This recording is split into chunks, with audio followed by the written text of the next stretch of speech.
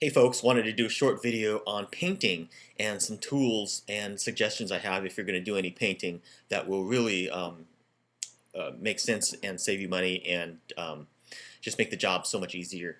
The first thing is, you get your little paint cans. This happens to be a quart-sized paint can. Do not use a screwdriver to open these. First of all, it might sort of damage your screwdriver, your flat blade. But also it could damage the lid as well. And once you damage this lid, it's very hard to make a good seal when you reseal the paint can again later on. Just go to your hardware store and get a paint can, opener or key like this. It cost me literally 40 cents at my local hardware store. And I'm not going to open it now, but this makes it so much easier because it fits perfectly in there and just pops it off.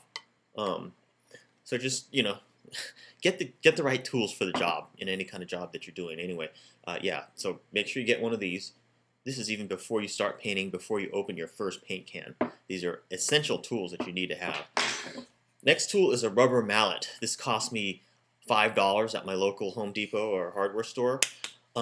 This helps you close the paint can.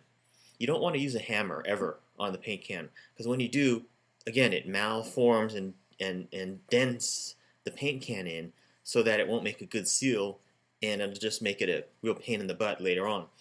So the rubber mallet is very good for when you close the paint can to tap it, tap it closed like that, and you won't dent the paint can at all. So that is a very good thing to have. A rubber mallet's also good just to have around the house too. Anytime you want to press something in without damaging it. Again, less than $5. So those are essential tools if you're going to do any painting that I would recommend. My last tip is that when you're storing paint cans, it is recommended that you store it upside down. The reason for that is because the air pocket or bubble will be on the bottom, and a slight skin might over time form on the top surface of the paint, in the can.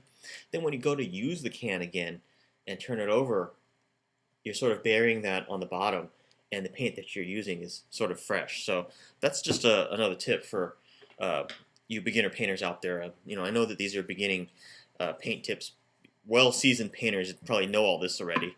So this video is more geared to people who maybe have their first apartment or something like that and never have painted before.